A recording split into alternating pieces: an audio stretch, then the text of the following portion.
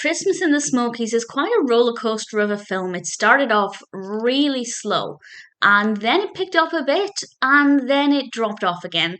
I will discuss things that I didn't like about the ending with a spoiler warning, but for the most part, this will be spoiler free. This was released in 2015, directed by Gary Wheeler, written by Gary Wheeler and Richard Clark Jr., and it stars Sarah Lancaster as Shelby, and we also have Alan Powell as Mason.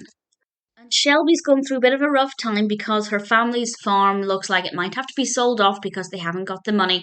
And this is obviously set in the run up to Christmas. I will say it's not very festive, and that's not just because it's set in the Smoky Mountains, but because I feel like there are hardly any Christmas decorations. There's a little bit of Christmas music with a country twist, which I rather enjoyed.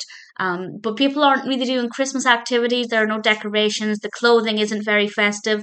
Honestly, this could have been set at any time of the year. If you're looking for a film to get you in the Christmas spirit, this isn't it. So that was the first thing that I didn't like about it. The second thing is that I didn't like Shelby. All of the way through this, I didn't like Shelby. And just as her character was starting to change and starting to be a little bit likable, she ruined it again. But I'll talk more about that with a spoiler warning in a moment. Mason, I actually really liked. He is our classic romantic love interest, and he comes back to the area having been away and had a successful music career. But it turns out that when they were teenagers, he and Shelby were an item, and he left her to pursue his career, and she's never gotten over it. And I'll be honest, I feel like she was really horrible to him. And on the one hand, it is kind of justified, but at the same time, a lot of time has passed. Why are you still so bitter about this? And he offers to help with the farm and the money, and she says no, and she cares more about being bitter than about saving her family's farm, her family's legacy. And she was just a really ridiculous character. Nothing wrong with the acting, I want to point that out, but she's a very well, sometimes I feel like she's a badly written character. Sometimes I just feel like she has a bad attitude. And I hated her, so I couldn't get behind her story. Her family were good. I liked her family. But even with that in mind, I wasn't that bothered about what happened to her or the farm because I just didn't care. Whereas Mason, I really liked. So there's the element of curiosity there of wondering what will happen to the farm. Will they be able to save it? Who will help out if anybody can? But other than that, there's nothing there. There's nothing in the narrative that's interesting. Mason I like, but Shelby I didn't, so I wasn't invested in the potential romantic aspect. But to be honest, for 90% of the film, 95% of the film, there's no spark between them, there's no closeness, there's no hope for their relationship at all. And this leads me on to my spoiler points. So everything else I have to say happens or focuses on the last 10-15 minutes of the film. So these are spoilers. And spoilers from now. The first thing I didn't like is when Mason said he was going to go away, but he'd be back. He'd be back in time for his commitment, and Shelby spat her dummy out, had a temper tantrum, and drove away. Why? He's perfectly entitled to go away, then come back for this event. She doesn't rule the world. She doesn't rule him. Yes, she can be a bit upset about it, but to have a tantrum like that was ridiculous.